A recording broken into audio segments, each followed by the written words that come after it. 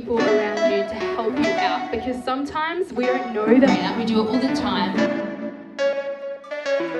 What we expect of ourselves and what we also expect of others.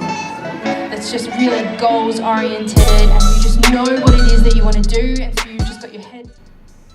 Well, On the spot. Woodville West Torrens Footy Club. Hanging out with the Year 10s from St Michael's College. Got 2 days here.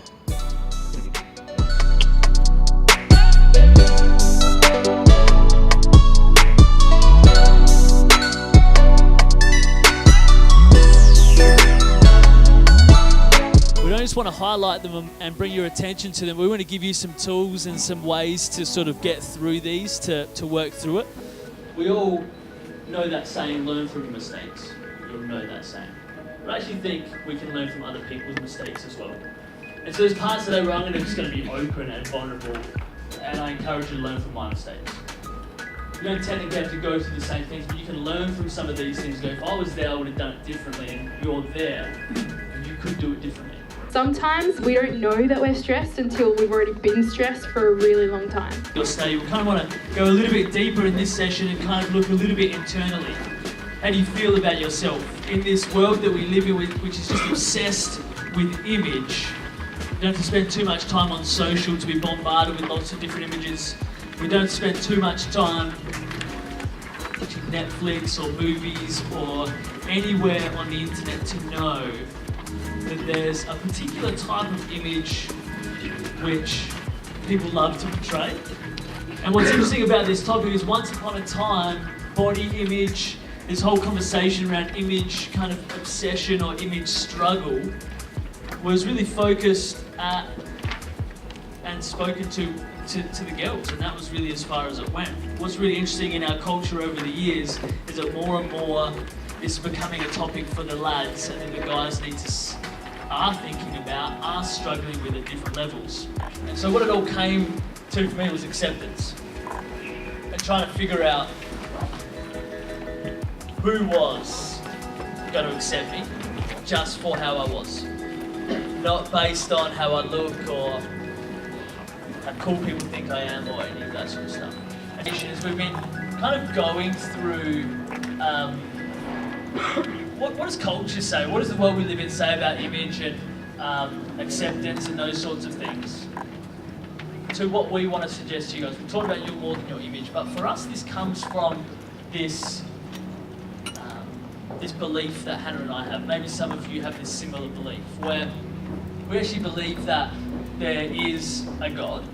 We actually believe that the God who is out there is this creator God, this person who created humanity, created each of us in his image.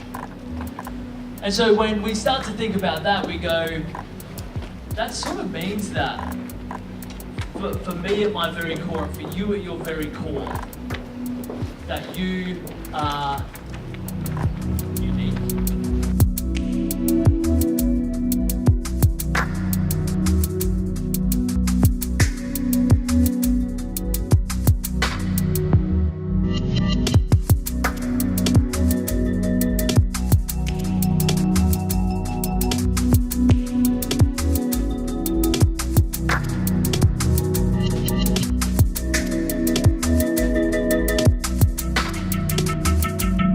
Like, it brings up an interesting point that so many of the students that we talk to are at that age where they only care about themselves. And that's a generalised comment, but I feel like it's such a role about presentations, and I think a lot of the reason why some schools get us in is to act as a bit of a disruption. And like a disruption in the sense of it could be something that's just slightly different, which can allow the information and content that we're bringing to, like, for a student to actually engage with that, or that may happen because we are different to the teachers, and just someone different can sometimes get to the head and the heart a little bit different than someone. Or it could be through,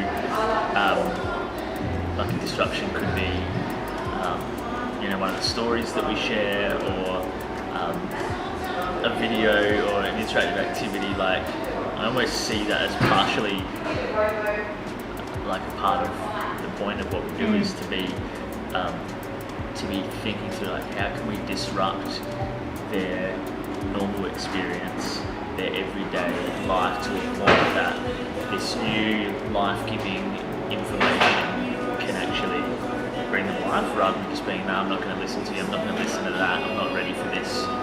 But how can we disrupt them just enough for them to be changed or for them to be transformed in some way? Disruption. It's a good point as well, because I think a lot of the time, you know, at least for some of the things that we touch on and talk about, we're reaffirming things that they know already or that they've heard of in some way, or things that their teachers are sharing with them or that are school values.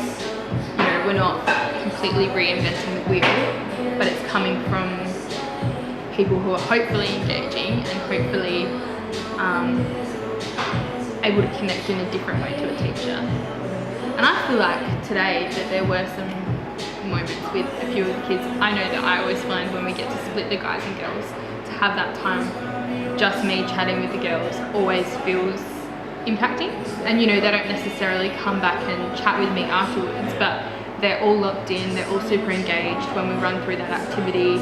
They're all super involved and just like willing to speak up and share, which is really cool. So I feel like even if you know, it's a massive day, there's 3 lots of workshops that we go through, but on the whole I felt like they did a really good job of staying locked in for the most part. And I feel like at different moments you can kind of see someone here or there that's kind of getting it. Especially comes out, I think, at different points through some of the activities. You know, that last one when we had create a movement, create something that's life-giving, and you head around and you overhear some of the different conversations, and when they're on task and they're focused and they're actually putting some effort into what we've kind of put forward, that's really encouraging to see them kind of on track. Yeah, it's kind of thing, whereas if you focus on kind of the rowdy lads or like kind of a pocket of people that feel like nothing's getting through or they're just not into this or whatever, but like more often than not, that's actually the minority. It's actually like a good proportion that are getting it and tuned in. And the likelihood is that they're not completely engaged for the whole time, but that hopefully throughout the day that there's something that they can connect with and that can be of use to them. Thank you. Thanks guys.